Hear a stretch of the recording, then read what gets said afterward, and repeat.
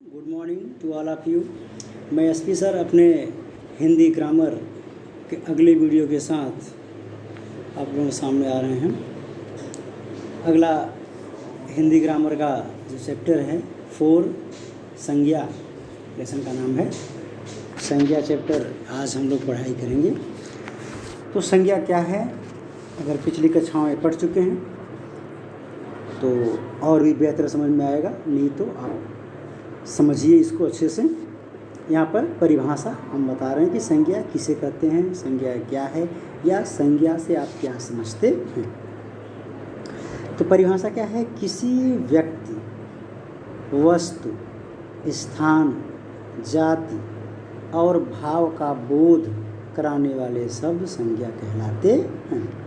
जैसे कोई व्यक्ति हो, कोई वस्तु हो, किसी स्थान का नाम हो, कोई जाति हो या भाव, मन में जो भाव उत्पन्न होते हैं, ऐसा जो शब्द ऐसा बोध कराता है, ऐसा हमें बताने का प्रयास करता है, वो संज्ञा कहलाता है। ये डिफिनेशन,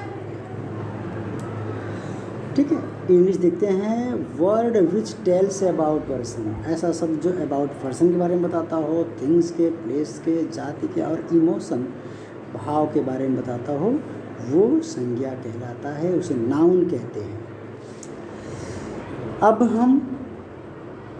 अब कैसे क्लासीफाई करेंगे, कैसे क्लियर करेंगे कि यही संज्ञा है, अब एग्जाम्पल के द्वारा हम समझेंगे। यहाँ पर देखिए, ये बच्ची है, बच्चों इधर ध्यान दीजिए। पहला लिखा हुआ है कि सरिता गा रही है, सरिता गा रही है। इसमें सरिता शब्द से किसी प्राणी, लड़की के नाम का बोध होता है।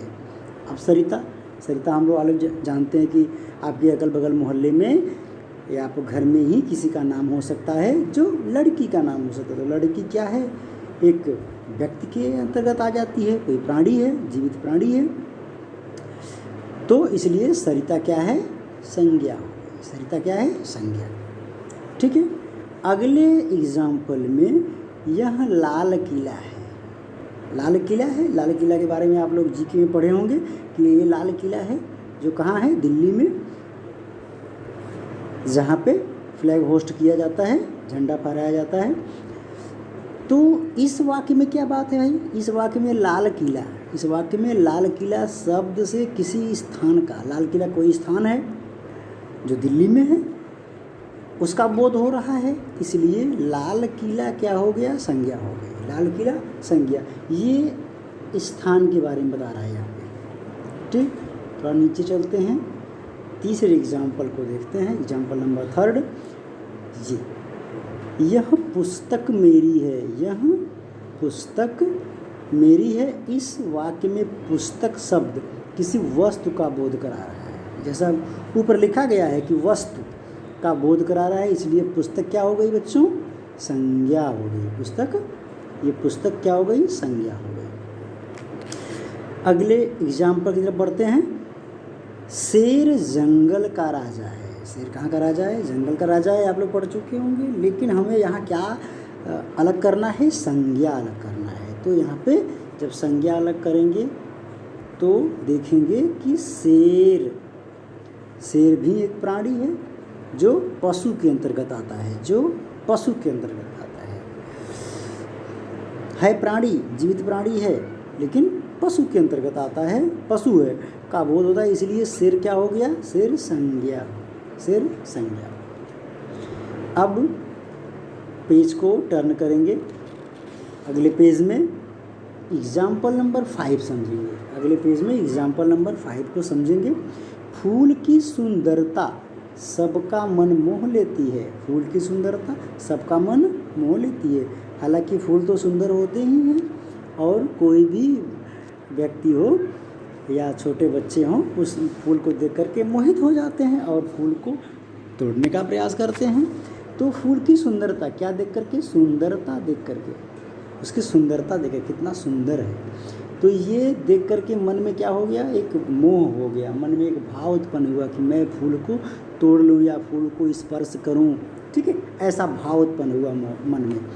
तो इस वाक्य में सुंदरता एक भाव है, सुंदरता एक भाव है जो गुण है, फूल का एक गुण है, फूल की क्वालिटी है, एक गुण है फूल का सुंदरता।